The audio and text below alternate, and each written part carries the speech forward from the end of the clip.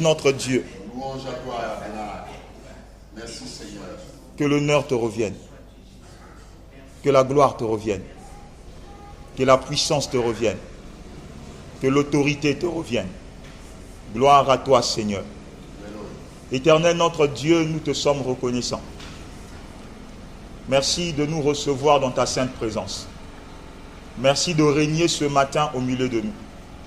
Merci de manifester ta présence en ce lieu et d'être le roi. Aiguise notre entendement afin que nous puissions recevoir de toi la vie.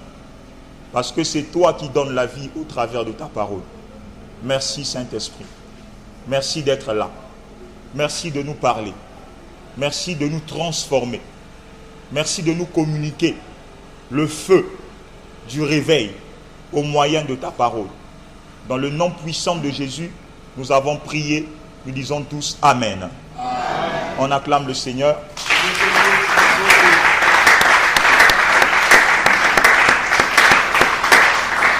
Amen, amen. Merci d'avoir acclamé pour moi, c'est très gentil. Là, j'aimerais maintenant que nous puissions acclamer le Seigneur. Est-ce que nous pouvons acclamer le Seigneur?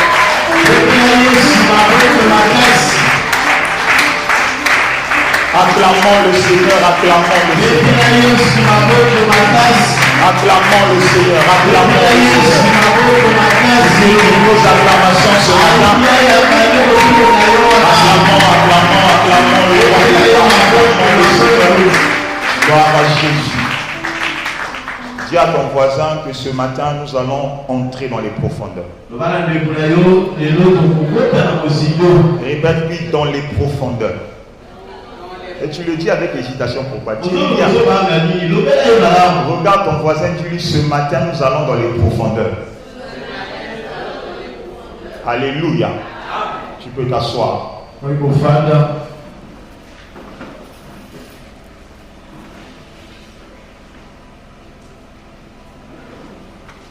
m'accompagnes avec un peu. Nous allons adorer le Seigneur, mais nous allons le faire en lisant un texte dans la Bible. La pensée que je veux communiquer ce matin, c'est une pensée que j'avais déjà commencé à donner. Il y a quelques jours, quelques semaines, j'avais parlé sur un thème, le calme dans la tempête.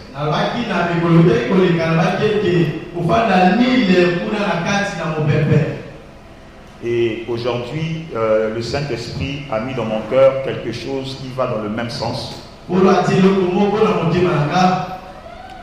Et nous allons naviguer ensemble, nous allons écouter ce que le Saint-Esprit a à nous dire ce matin et nous allons aussi adorer, nous allons prier en même temps.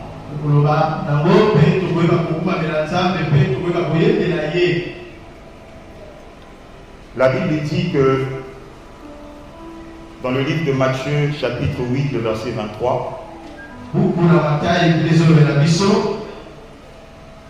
Matthieu 8, le verset 23,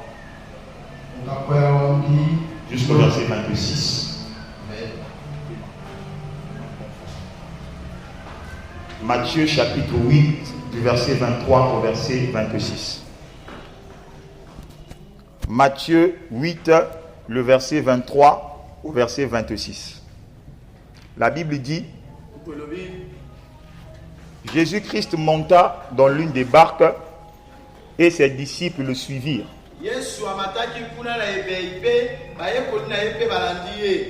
Et voici, il s'éleva sur la mer une si grande tempête que la barque était couverte par les flots. J'aimerais m'attarder sur ce verset 23-24. La Bible dit, il monta dans une barque et ses disciples le suivirent.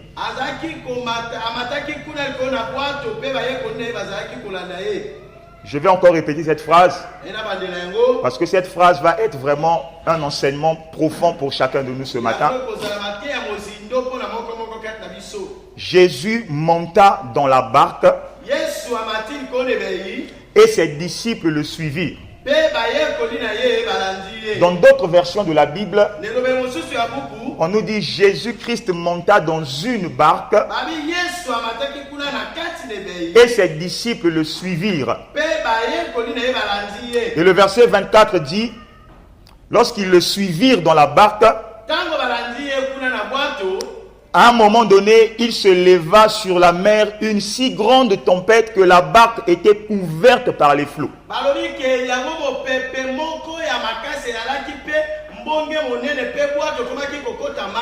Et pendant que la barque était couverte par les flots, il y a un petit mot dans la Bible qui nous a toujours interpellés. La Bible dit, pendant que les flots soufflaient sur la barque, Jésus dormait. Jésus dormait. Pendant que les disciples paniquaient, pendant que les disciples étaient dans la frayeur, mais la Bible dit Jésus, dans la même barque, subissant les mêmes flots, il était secoué au même titre que les disciples.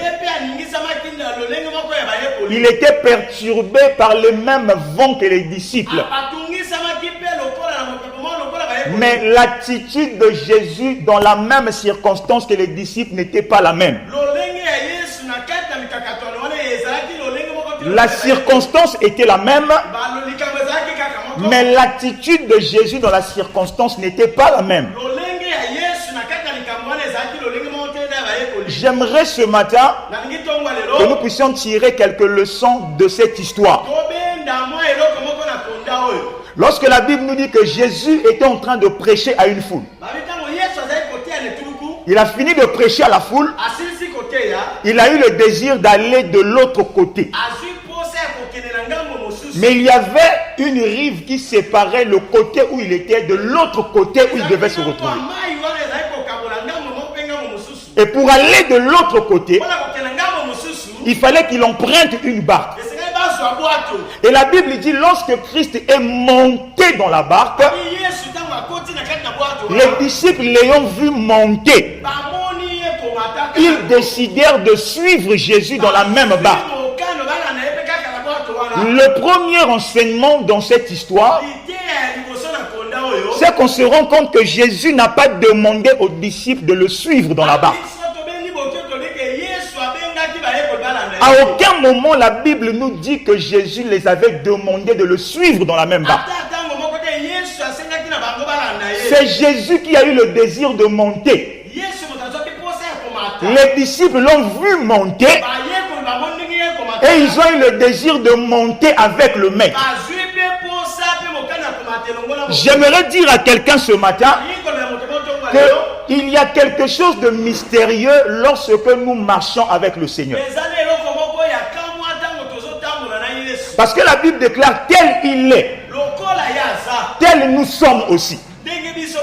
Ça veut dire que les capacités de Christ sont en réalité aussi nos propres capacités à nous. Et la Bible dit Jésus, en montant dans la barque, a emmené les disciples à le suivre. Et c'est une révélation très profonde pour nous faire comprendre une chose, que dans la marche avec Dieu, si tu veux que les autres montent avec toi, c'est d'abord à toi de monter. Si Jésus ne monte pas, les disciples ne monteront pas. Je vais répéter encore. Si Jésus ne monte pas, les disciples ne monteront pas. Monter signifie quoi? Ça signifie quitter le bas vers le haut. Donc, lorsque la Bible dit Jésus monta dans la barque, c'est un enseignement pour dire qu'il a quitté un niveau pour un autre niveau. Et dans notre marche avec le Seigneur, nous sommes appelés à monter de niveau en niveau. Tu n'es pas appelé à garder le même niveau dans la spiritualité. Lorsque tu marches avec Dieu, il y a des niveaux. Et lorsque tu montes à un certain niveau, tu vas obliger les autres aussi à monter à ton niveau. C'est parce que Jésus est monté que les disciples l'ont suivi. Je répète encore, c'est parce que Jésus est monté que les disciples l'ont suivi. Je vais révéler quelque chose à quelqu'un. Dans la marche avec Dieu, et même dans ta vie de tous les jours, il y a des choses que tu ne devrais pas perdre ton temps à chercher. Il y a des choses pour lesquelles tu n'as pas besoin de te casser la tête pour avoir. Il y a des choses, tu n'as pas besoin de te gosiller pour ça. Tu as simplement besoin de changer de niveau. Lorsque tu montes, les disciples aussi montent. Lorsque tu montes, les choses dont tu as besoin aussi viennent à toi. Quelqu'un ne me comprend pas. Lorsque Jésus est monté, les disciples l'ont suivi. C'était naturel. Il ne les a pas appelés. Il ne leur a pas demandé. Ils l'ont vu monter et ils l'ont suivi. Il y a des choses qui vont te suivre lorsque tu vas monter. Tu ne me comprends pas. Écoute-moi, je vais te révéler des choses profondes. Dans notre relation avec Dieu, il y a des choses qui viennent à toi dès que tu montes. Tu n'as même pas besoin de demander. Ta capacité à quitter un niveau pour un autre niveau te donneront les choses que tu as cherchées pendant longtemps. Abraham, le père de la foi, il a servi Dieu pendant des années. Mais le jour où Abraham est monté, sans même prier, Dieu lui a dit, parce que tu m'as reçu dans ta maison, je te promets que l'année prochaine, lorsque je reviendrai, dans cette maison, il y aura un enfant. Mais l'enfant est venu de quoi? Parce que Abraham avait quitté un niveau pour monter à un autre niveau. Mais quelqu'un ne me comprend pas. Quelqu'un est en train de se dire, mais Abraham a quitté un niveau pour quel niveau? Mais ça veut dire quoi? Écoute, la Bible dit ceci. Abraham était assis sur les chaînes de Mamré, en train de prendre de lait. Peut-être qu'il avait une petite boisson. La Bible dit qu'il faisait très chaud. Abraham était assis. Et tout d'un coup, il voit 3 hommes en train d'avancer. Quand Abraham voit les 3 hommes, le regard spirituel d'Abraham lui permet de comprendre que ces 3 hommes ne sont pas ordinaires. Ces 3 hommes sont des saints hommes de Dieu. Abraham n'a pas regardé ces hommes avec le regard charnel, mais il les a vus avec un regard spirituel. Ce qui veut dire qu'Abraham était monté dans la spiritualité. Et sa façon de voir les autres a changé. Et quand la manière d'Abraham de voir ces hommes a changé, Dieu a vu le niveau d'Abraham. Et il s'est arrêté. Et il est rentré dans sa maison. Et il a vu comment Abraham se démenait. Faites ceci, faites cela, faites ceci, faites cela. Dieu a dit, toi, tu as compris. Tu es monté. Et comme tu es monté, le Fils va venir. La Bible dit, Jésus monta. Les disciples le suivirent. Je ne sais pas quelle est la chose que tu cherches. Je ne connais pas le besoin pressant de ta vie. Mais le Saint-Esprit m'a envoyé ce matin te révéler un mystère. La réponse, la chose que tu cherches se retrouve dans la dimension que tu dois avoir. Dieu m'a envoyé te dire ce matin que si tu montes, la chose que tu désires te suivra. Oh, j'aime le Seigneur. Oh, j'aime Jésus. La Bible dit, le bonheur et la grâce feront quoi? M'accompagneront tous les jours de ma vie. Je peux reformuler ça. Le bonheur et la grâce me suivront tous les jours de ma vie. Si je monte, le bonheur me suivra. Si je monte, la santé me suivra. si je monte les choses que je cherche, je ne veux plus courir derrière elles. Mais ce sont ces choses-là qui vont commencer à courir derrière moi. Je ne vais rien forcer. C'est ma capacité à monter qui va emmener les choses dans ma barque. Oh, dis avec moi, j'aime Jésus. Quelle que soit la chose que tu n'as pas dans ta barque, Dieu me demande de te dire ce matin, monte seulement et tu verras, la chose va venir. Quelqu'un me dit j'aime Jésus. Dis encore j'aime Jésus. Et il y a autre chose encore. La Bible dit, les personnes qui suivirent Jésus dans la barque, ce ne sont pas n'importe quelle personne. La Bible précise la catégorie de personnes qui l'ont suivi. La Bible précise que ce sont les disciples qui le suivirent. Ça veut dire que dans la barque dans laquelle était Jésus, il y avait une catégorie de personnes. Ce n'était pas une barque qui était ouverte à tout le monde.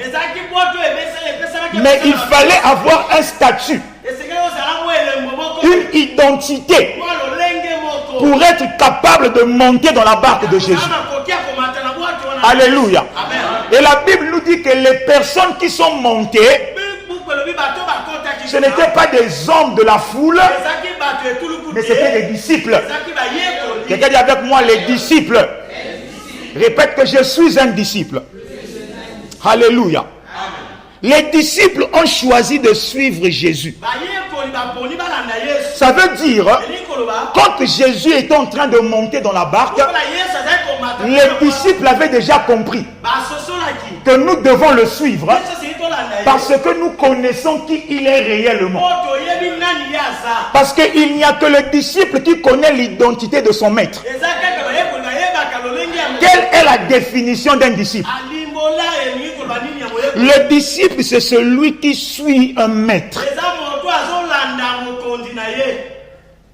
On définit un disciple comme étant celui qui suit un maître. Ça veut dire que dans l'église de Dieu, l'Éternel a besoin des disciples. Dieu n'a pas besoin de la foule. Et même quand nous venons avec l'identité de la foule, la volonté de Dieu est que nous devenions des disciples.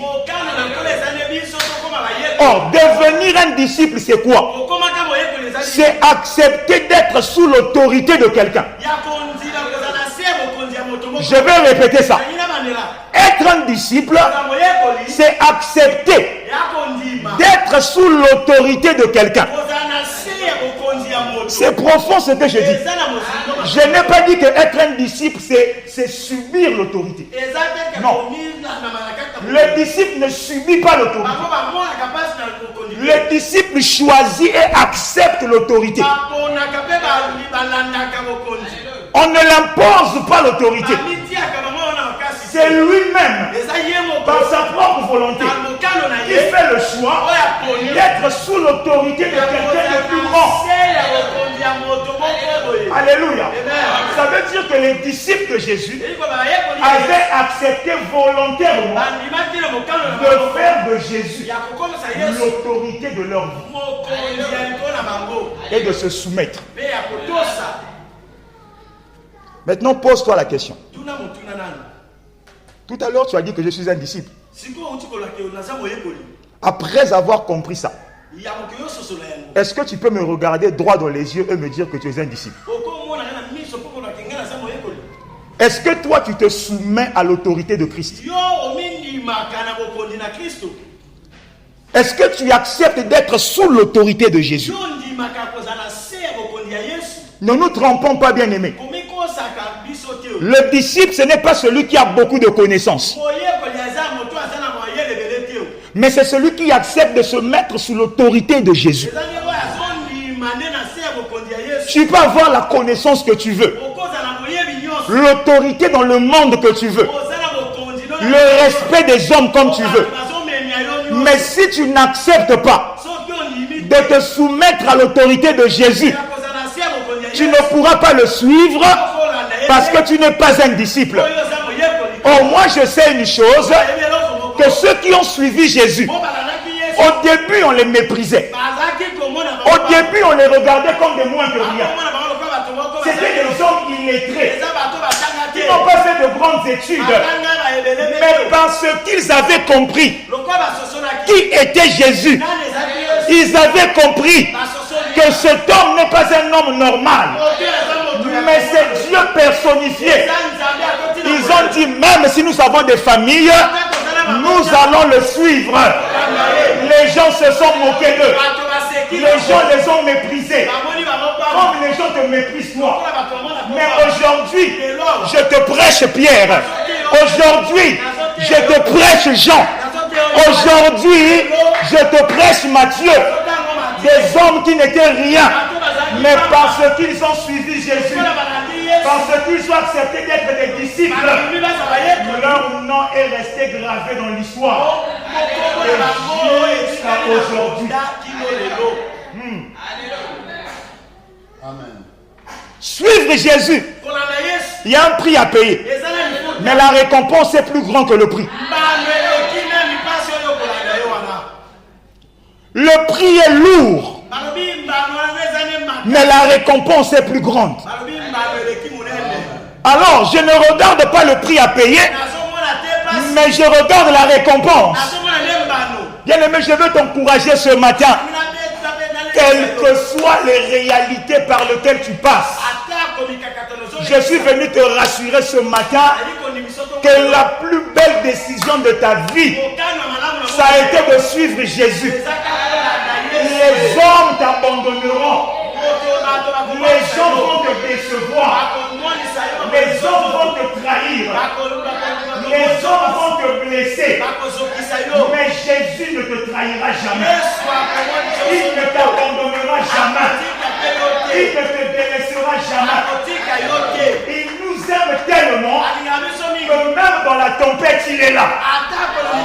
Il nous aime tellement que même dans la difficulté, il est là. Il nous aime tellement que même dans le feu, il est là. Oh, Seigneur. Comment ne pas aimer un Dieu comme ça? Toi, quand tu galères, tous les numéros sont injoignables. Mais dès que tu as l'argent, les numéros injoignables redeviennent joignables. Mais Jésus, dans le feu, il est là. Quand tu traverses les eaux, il est là. Oh, j'aime Jésus. Que quelqu'un dise avec moi, Jésus est là. Je veux dire à quelqu'un dans ton foyer là, Jésus est là. Est-ce que tu me comprends? La présence de Jésus dans la barque ne veut pas dire absence de tempête. Parce que bizarrement, Jésus est dans la barque. Mais c'est juste au moment où il entre dans la barque que les tempêtes aussi se lèvent.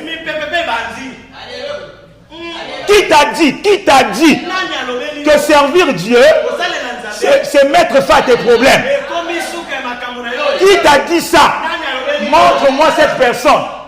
Je vais te dire que c'est un menteur. Kosalela nzambe eza esengo moninga eza esengo na konjima. Mais les réalités sont là. Personne ne peut suivre Jésus et être en paix, dormir en paix, marcher en paix. Ta chrétienté louche.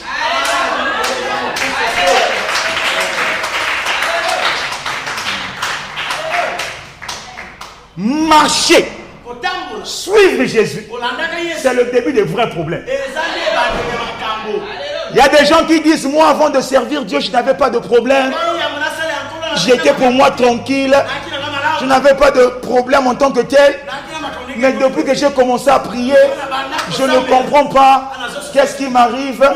Mais un prisonnier qui ne sait pas qu'il est en prison ne voudra jamais sortir. Mais quand tes yeux s'ouvrent, et que tu te rends compte que tu n'es pas là où tu dois être, faire quoi? Tu vas vouloir sortir. Maintenant, si la personne qui te garde se rend compte que tu as pris conscience, est-ce que désormais en prison, tu crois qu'il va t'ouvrir la porte? Qu'est-ce qui va se passer? Il y aura maintenant un combat entre toi et le garde. C'est ça ta chrétienté. Avant de connaître Dieu, Satan n'avait pas besoin de t'attaquer, de te faire du mal. Tu l'appartenais. Tu l'appartenais. Il va te déranger, pourquoi? Tu étais déjà à lui. Les païens disent que non, biso to bon de la quartier, tout ça n'a pas camboté, mais c'est normal. Boza yaye. Mais c'est lorsque tes yeux s'ouvrent que tu te rends maintenant compte, mais en réalité ce n'est pas ma place. Je dois retourner dans la maison de mon père. C'est alors que les géants se lèvent. C'est alors que les serpents que tu ne voyais pas se montrent. C'est alors que l'adversité qui n'était pas là se réveille dans ta vie. Et tu commences à te rendre compte que mais depuis longtemps j'étais dans des problèmes. Mais j'étais aveugle. Mais maintenant je vois. Je veux dire à quelqu'un, dans ta barque, Jésus est là. Quelqu'un dit avec moi, Jésus est là. Dis encore, Jésus est là. Cette tempête, la Bible nous enseigne une chose. Au moment où Christ monte dans la barque, la tempête aussi se lève. Et moi j'ai compris une chose. En réalité, le problème, ce ne sont pas les disciples. Parce que bizarrement, quand le vent a commencé à souffler, les disciples ont commencé à paniquer. Ils ont commencé à crier. Parce qu'ils croyaient que la tempête était là pour leur faire du mal. Mais lorsqu'on examine en profondeur cette histoire, on va se rendre compte qu'en réalité, cette tempête n'avait pas un problème avec les disciples, mais avec leur maître. Le problème de la tempête, ce n'est pas Pierre. Mais c'est l'homme qui se trouve dans la même barque que Pierre. La tempête ne s'est pas levée parce qu'il a peur de Pierre. La tempête se lève parce qu'il a peur de celui qui est avec Pierre. Écoute, je vais te dire une chose. Parfois, tu dois arrêter de croire que c'est toujours toi le problème. Tu dois arrêter de penser que c'est toujours toi le problème. Dans la famille, ce n'est pas toi le problème. Le problème, c'est celui qui est avec toi. Ce n'est pas toi le problème. Le problème, c'est celui qui marche avec toi. C'est celui qui a choisi d'être dans ta barque, qui est devenu le problème. Et les sorciers de la famille ont décidé qu'à cause de la présence de Jésus, on ne va pas la laisser en paix. Je suis venu te dire, tu n'es pas le problème. Oh, que quelqu'un dise avec moi, je ne suis pas le problème. Non, ta manière de le dire ne me convainc pas. Dis-le bien, je ne suis pas le problème. C'est Jésus le problème. Jésus est amour. Jésus est merveilleux. Mais je te révèle que Jésus c'est aussi un problème.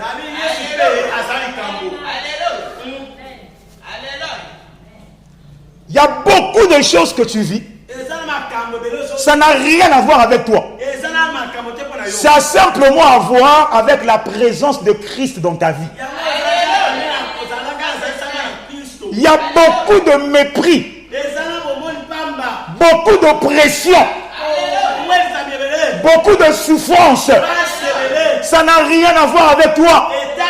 Ça a simplement à voir avec le Seigneur qui a pris la décision d'être dans ta vie. Et parce qu'il est là, on ne veut pas te laisser tranquille. Dis avec moi, j'aime Jésus. Dis avec moi, j'aime Jésus.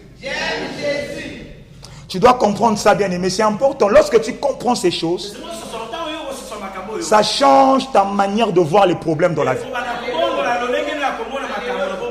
Il faut que tu comprennes que ta présence dans certains milieux viendront soulever des tempêtes. Ça va soulever des conflits. Ça va créer l'incompréhension. Ça va créer le trouble. Ce n'est pas toi le problème. Mais toi, tu as quoi? Tu ne travailles pas. Tu n'as pas d'argent. Tu n'es pas millionnaire. Toi-même, tu te cherches encore. Mais tu n'es pas le problème. Tu n'as jamais été le problème. Le problème, c'est celui que tu as fait le choix de suivre et qui est devenu.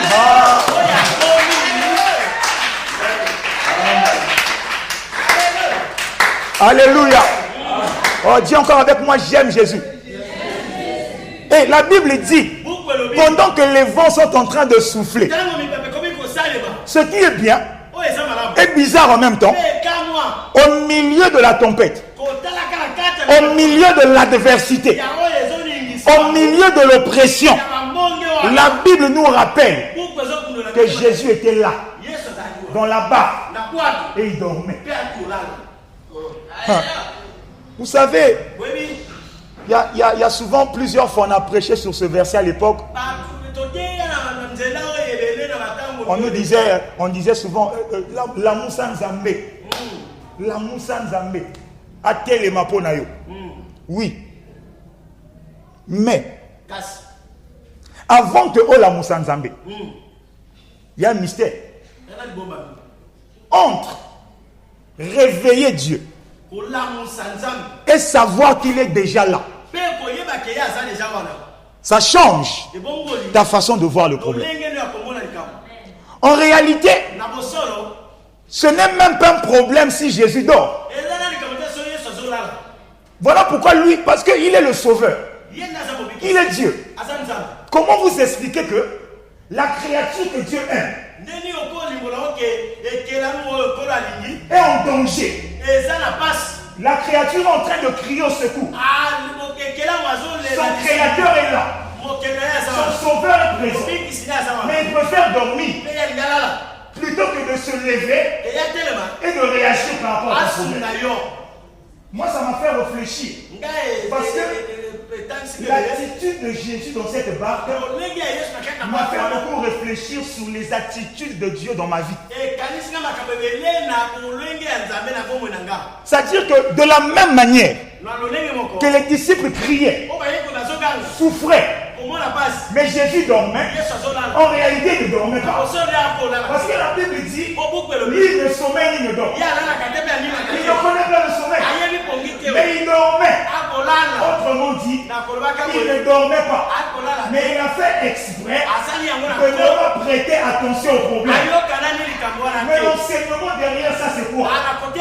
Il voulait simplement enseigner aux disciples que vous devrez comprendre que ce qui est plus important que mes réactions, c'est ma présence. Parfois, la conscience de la présence de Dieu est plus importante que les réactions de Dieu. Quand nous passons par les tempêtes et les vents, nous réagissons comme les disciples. On panique, on crie, on devient troublé. Et tout ça, ça nous fait oublier qu'il est déjà là. Il faut que tu prennes conscience que le Dieu que tu sers, il est omniprésent. Il est présent partout.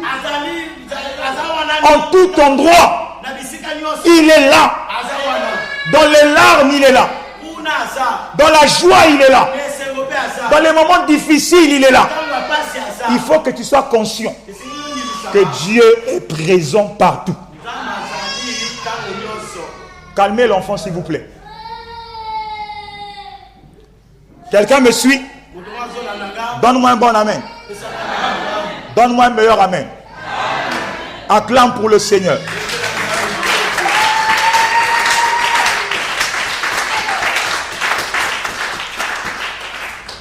Quelqu'un m'écoute? Je vais te révéler quelque chose qui va te choquer, mais c'est une vérité. Parfois, le Seigneur fera exprès de ne rien faire pour toi.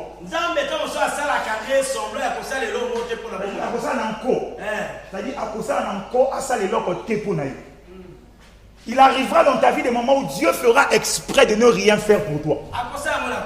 Parce qu'il veut que tu sois conscient de sa présence. Nous, on veut trop Nzambé Sala. Nzambé Sala. Mais il est déjà là. Est-ce que tu es conscient que je suis là? Parce que appeler le secours de Dieu dans la peur, Dieu ne peut pas venir. Parce que la foi et la peur ne sont pas compatibles. Dieu ne répond pas à la peur. Dieu ne répond pas aux larmes. Dieu répond à la foi. Même s'il y a le vent, je sais que Jésus est là. Et s'il est là, je ne craindrai pas. Il ne permettra pas que la mort m'atteigne. Parce que si je meurs, c'est le nom de Jésus qui sera voué à la boue. Pourquoi tu paniques? Parce que tu n'es pas conscient de sa présence. Voilà pourquoi lorsque nous examinons les Écritures, on se rend compte qu'à chaque fois que Dieu a appelé des hommes pour faire des choses particulières, à chaque fois que dans la Bible, les gens ont senti la peur monter dans leur cœur. La peur des défis. La peur des dangers. La chose que Dieu leur a proposée pour leur donner le calme, pour leur donner la maîtrise, pour leur donner la tranquillité, ce n'est pas la puissance, ce ne sont pas les armes, ce n'est pas le feu, mais c'est sa présence. La présence de Dieu, savoir que Dieu est présent doit parfois suffire pour te rassurer. Alléluia. Amen. Ésaïe chapitre 41, le verset 10. Ésaïe 41, le verset 10. C'est Dieu qui parle. Il dit, ne crains rien, car je suis avec toi. Ne promène pas des regards inquiets, car je suis ton Dieu. Je te fortifie. Je viens à ton secours. Je te soutiens par ma droite triomphante. C'est l'Éternel qui parle. Et Dieu est en train de parler à quelqu'un ce matin. Il est en train de te dire qu'au milieu de la tempête qui souffle contre toi,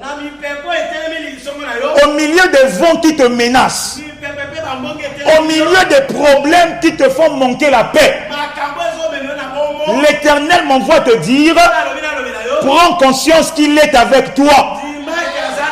L'Éternel est avec toi. Et il te dit, ne crains rien. On répète avec moi, je ne craindrai rien. Dis-le encore, je ne craindrai rien. Non, de ta façon de le dire ne me convainc pas. Répète encore, je ne craindrai rien. Alléluia. L'Éternel dit, ne crains rien. Pourquoi? Parce que je suis avec toi. Ne promène pas des regards inquiets. Ne regarde pas aux choses autour de toi. Parce que je suis ton Dieu. Alléluia. Amen. La présence de Dieu donne de l'assurance. La présence de Dieu te donne la capacité d'avancer malgré le vent contraire. Alléluia. Amen. Tu dois comprendre la valeur de la présence de Dieu. Mais ce qui est bizarre, c'est quoi? Qu'est-ce qui fait que nous ne prenons pas souvent conscience que Dieu est avec nous? C'est parce que quand Dieu est avec toi, il y a des signes qui vont démontrer aux gens qu'il est avec toi. Mais les signes qui démontrent que Dieu marche avec un homme, ce sont des signes que les hommes n'aiment pas. Et ça fait que quand Dieu est avec toi, tu vas penser qu'il n'est pas avec toi. Mais les autres te regardent et ils disent que Azan Nzambe. Mais toi-même tu te regardes, tu dis Nzambe Azate.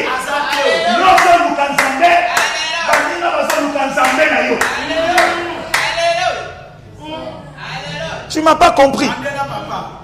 C'est ça le problème. Nous marchons avec des signes qui démontrent que Dieu est avec nous. Mais ce sont des signes qui sont contraires au désir de l'homme. Et ça fait qu'on n'arrive pas à prendre conscience que ces signes-là, normalement, ce sont des signaux qui te font dire, tac, je suis là, je suis là. Mais toi, ça t'envoie un autre signal. Dieu n'est pas là. Dieu n'est pas là. Je dois gêner. Je dois prier. Non, je suis là. Mais le signe t'aveugle. Parmi nous ici, je vois beaucoup de gens. Dieu vous aime. Parfois vous vous plaignez. Non, ma vie ne va pas. Moi quand je te regarde, je dis, tu ne sais pas combien Dieu t'aime. Parfois la mort, c'est une preuve d'amour de Dieu pour toi. C'est choquant, hein? Mais c'est vrai. Parce que la pensée de Dieu n'est pas la pensée des hommes. Dieu a prouvé son amour à Lazare en le laissant mourir. La Bible témoigne même que Lazare, qu'il l'aimait, mais il a dit, il va d'abord mourir. Parce que je l'aime, je vais le tuer. Parce que je l'aime, je ne vais pas le sauver. Il va mourir. Il y a certaines morts qui sont des signes de l'amour de Dieu pour toi. Mais comme on n'aime pas la mort, on commence à chasser l'esprit de mort et tu es en train de chasser Dieu. C'est ça. C'est difficile. Vous savez, Dieu, tu ne peux pas le comprendre avec l'intelligence humaine. Le jour où tu vas chercher à comprendre Dieu avec ton intellect, tu deviens bête. Dieu est trop grand pour le limiter à notre intellect. C'est pas possible. L'écart entre nous et Dieu, c'est pas possible. Donc, lorsque nous désirons l'intervention de Dieu, prépare-toi à affronter les tempêtes. La tempête, ça sera le signe qui démontre que Jésus est là.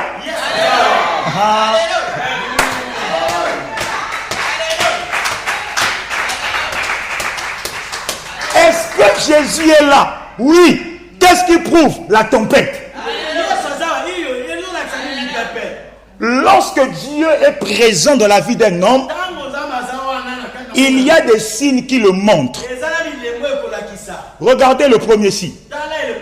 La guerre. Quelqu'un dit avec moi la guerre. Dis le plus fort, la guerre. Jérémie 1, 19. Jérémie chapitre 1, le verset 19. Dieu dit à Jérémie, ils te feront la guerre, mais ils ne te vaincront pas, car je suis avec toi pour te délivrer, dit l'Éternel. Mais Seigneur, comment tu peux être avec moi et me dire qu'on me fera la guerre? Parce qu'on doit te faire la guerre pour qu'ils sachent que je suis avec toi. La guerre est un signe qui montre que quelqu'un marche avec Dieu. Tu n'es pas en train de monter dans la dimension que je vais t'emmener. Ça paraît fou, mais je veux dire à une femme ce matin, bénis Dieu pour tes guerres. Bénis Dieu pour les guerres de ta vie. Les guerres de ta vie démontrent que Dieu marche avec toi. Oh, j'aime le Seigneur. Quand le Seigneur marche avec quelqu'un, la guerre est là. Les problèmes sont là. Les réalités sont là. Mais ça me démontre que Dieu est présent. Seigneur, je te bénis pour mes guerres. Je te bénis pour mes guerres. Parce que c'est la preuve que tu es avec moi. Il te feront la guerre. Comment Dieu peut appeler quelqu'un? Le Dieu d'amour, le Dieu de paix, le Dieu de bonté. Il appelle moi. Et la première chose qu'il me dit, désormais, à partir d'aujourd'hui, puisque je suis avec toi, ils te feront la guerre. Mais, il y a toujours un mais. Quand Dieu marche avec un homme, il y a toujours un mais.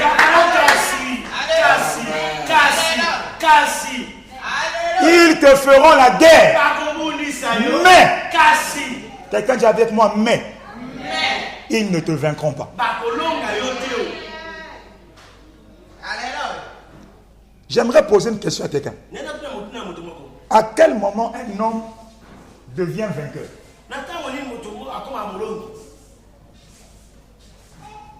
À quel moment on peut qualifier quelqu'un de vainqueur? C'est après un combat. Tu ne peux pas être vainqueur sans avoir lutté. On appelle quelqu'un champion qu'après avoir livré un combat. Donc Dieu dit à Jérémie, le fait que je suis avec toi, tu vas aller au combat. Mais dans ces combats, le champion, ça sera toi. Et Jérémie peut dire à Dieu, mais Seigneur, est-ce que je suis obligé de combattre? Dieu dit oui, il faut que tu combattes. Parce que quand tu combats, ta victoire c'est la gloire. Au travers de ta victoire, les ennemis sauront que tu es un Dieu. Et que ton Dieu c'est moi. Mais comment les hommes sauront que tu pries le Dieu véritable si Dieu ne te jette pas sur le ring? Si Dieu ne te jette pas sur le champ de bataille, comment les gens vont témoigner ton Dieu? Comment ton mari va témoigner ton Dieu s'il n'y a pas de conflit entre vous? Il faut qu'il y ait la guerre. Mais dans la guerre, on te donne la victoire. Et lui, il reconnaît que tu as le Dieu véritable. J'ai avec moi la guerre. C'est un signe. Quand Dieu marche avec toi, l'un des signes, c'est la guerre. Et remarquez bien, toutes les personnes que Dieu a appelées, avec qui Dieu a marché, ce signe-là les a accompagnés. Abraham a connu la guerre. Jacob a connu la guerre. Joseph a connu la guerre. Moïse a connu la guerre. Josué a connu la guerre. Gédéon a connu la guerre. Maintenant, toi, tu es qui pour ne pas passer par là? Si tu veux que Dieu se glorifie dans ta vie, tu dois accepter la guerre. Le deuxième signe, le service. Dis avec moi le service. Dis encore le service. Exode chapitre 3, le verset 12. Dieu dit, je serai avec toi, et ceci sera le signe que c'est moi qui t'envoie quand tu auras fait sortir d'Égypte le peuple.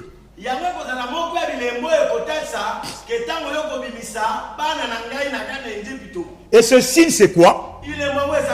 Vous servirez Dieu sur cette montagne. Exode chapitre 3, le verset 12. Dieu parle à Moïse. Il dit à Moïse, je veux marcher avec toi. Mais l'un des signes qui vont te prouver à toi et qui va prouver au monde que je marche avec toi, c'est lorsque vous allez me servir sur cette montagne.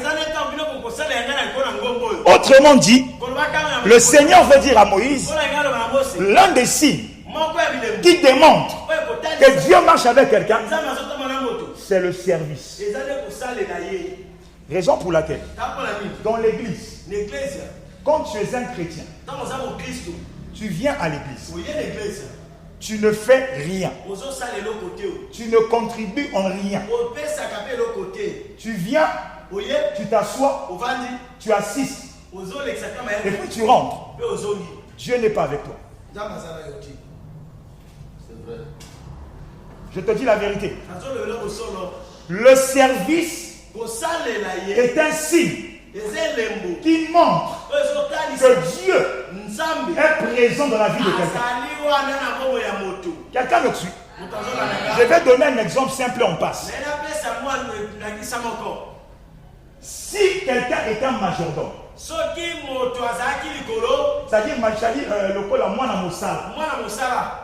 dans une maison, il a un patron. On lui donne la charge d'une maison. On lui dit de faire un service pour prendre soin de la maison. Ça veut dire ceci. Tant qu'il est serviteur, tant qu'il est sous l'autorité d'une personne, il va faire son service. Son service, c'est la preuve qu'il est sous l'autorité de quelqu'un. Le jour où il va arrêter de faire ce service, ça veut dire qu'il a démissionné. Je ne sais pas si quelqu'un me comprend. Lorsque tu travailles dans une entreprise, pourquoi tu te réveilles le matin pour aller travailler dans l'entreprise? Parce qu'il y a quelqu'un qui est au-dessus de toi. Tu rends des comptes à quelqu'un. Donc ton service, c'est la preuve que tu es sous quelqu'un. Ton service démontre que tu appartiens à quelqu'un et que tu es sous l'autorité de quelqu'un. Maintenant, si un jour, on te voit un mois, tu ne vas plus au travail. 2 mois, tu ne travailles plus. Ça veut dire que soit tu as démissionné, soit on t'a viré. Et il en est de même pour les chrétiens. Nous travaillons dans l'entreprise de l'église. L'entreprise dans laquelle on travaille s'appelle l'église. Le service que l'on fait, ça démontre notre appartenance à Dieu. Le service que l'on fait, ça démontre que Dieu est avec moi. Parce que Dieu est mon patron. Jésus est mon maître. Je travaille avec lui. Je sers pour lui. Le jour où j'arrête de servir, ça veut dire que j'ai arrêté de faire de Jésus mon maître. Ça veut dire que j'ai démissionné. Et dans l'église, il y a beaucoup de démissionnaires. Des gens qui viennent à l'église, qui ne font rien, qui ne contribuent en rien, qui n'apportent rien, mais qui ne sont que des participants. Comment tu veux qu'on sache que Dieu marche avec toi? Si tu n'as pas quelque chose que tu fais qui marque ton appartenance à Dieu, quelle est la chose que tu fais au travers duquel on peut dire que Nzamba Azanaï? Le service est un signe qui montre que Dieu est avec elle. Le dernier signe que je vais te donner, il y en a beaucoup, je ne donne que 3. Le dernier signe, c'est l'élévation. Quelqu'un dit avec moi l'élévation. Dis le plus fort, l'élévation. Dis encore avec moi l'élévation. Josué chapitre 3, le verset 7. Dieu dit à Josué, aujourd'hui, je commencerai à t'élever aux yeux de tout Israël, afin qu'il sache que je serai avec toi, comme j'ai été avec Moïse. Dieu parle à Josué et il dit à Josué, parce que Josué était à un stade de sa vie où il commençait à douter. Il disait, mais est-ce que Dieu est réellement avec moi? Il y a quelque chose qui ne va pas. Dieu va se révéler à lui et va lui dire, aujourd'hui, je commencerai à t'élever aux yeux de tout Israël, afin qu'il sache que je serai avec toi, comme j'ai été avec Moïse. Le problème avec le mot élévation, c'est que nous les chrétiens, on a rattaché élévation à argent. Aujourd'hui, lorsqu'on parle d'élévation, on voit automatiquement l'argent. On voit un grand poste. On voit un voyage. On voit toujours la richesse matérielle. Mais dans la pensée de Dieu, l'élévation, ce n'est pas d'abord l'argent. Parce que pour Dieu, l'élévation, c'est la primauté. C'est-à-dire, c'est être au-dessus de la mêlée. Dans tous les domaines. Quand Dieu t'élève, tu peux être pauvre, mais tu es plus que les autres. Quelqu'un ne m'a pas compris. L'élévation de Dieu n'est pas rattachée à l'argent d'abord, mais c'est rattaché à la capacité de Dieu de faire de toi le numéro 1 dans n'importe quel domaine. Lorsqu'on pense, c'est ton nom qu'on voit d'abord. Lorsqu'on réfléchit, c'est ton nom qu'on voit d'abord. Joseph n'était pas riche, mais il était élevé. Dans la maison de son père, il était élevé. Jacob, dans la maison de Laban, n'était pas plus riche, mais il était élevé. Pourquoi? Parce que Dieu lui avait donné une intelligence supérieure à Laban. Dans la maison de Potiphar, Joseph était élevé, mais il était esclave, mais élevé. Dans la prison, élevé, mais en prison. Ça veut dire que tu peux être en prison, mais tu es élevé. Tu peux être en prison, mais tu es élevé. Tu peux être d'une famille pauvre, mais tu es élevé. Pourquoi? Parce que Dieu te donne une intelligence que les autres n'ont pas. Dieu te donne des capacités que les autres n'ont pas. Écoute-moi, bien-aimé. L'un des signes qui montre que Dieu est avec une personne, c'est l'élévation. Dieu ne peut pas marcher avec toi et tu es toujours le numéro 0. Tu es toujours le dernier. Je ne crois pas en ce Dieu-là. Ma vie est un témoignage. Je dis que ma vie est un témoignage. Que lorsque Dieu marche avec un homme, Dieu te donne la primauté. Partout où je suis allé, partout où j'ai travaillé, j'ai toujours été la tête. Même si je n'étais pas le plus riche, mais par les choses que Dieu a mis en ordre, on reconnaissait ma valeur. On reconnaissait ma valeur. Tu ne peux pas dire que Dieu est avec toi et tu es le dernier. Tu es échoué. Tu es perdant. Tu n'as pas d'intelligence. Il n'y a rien qui te distingue. Et tu dis que Dieu est avec moi. Dieu n'est pas ce Dieu-là. Je ne crois pas à ton Dieu. Parce que si c'est le Dieu qui marche avec moi, on doit bien voir ton Dieu. Ce n'est pas le mien. Le mien, il élève. Le mien, il donne la primauté. Il a dit dans sa parole, je ferai de toi la tête et non la queue. Le problème, nous les chrétiens, nous sommes trop complexés et jaloux.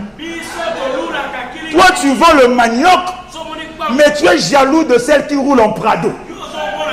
Deviens d'abord le meilleur dans la vente des maniocs.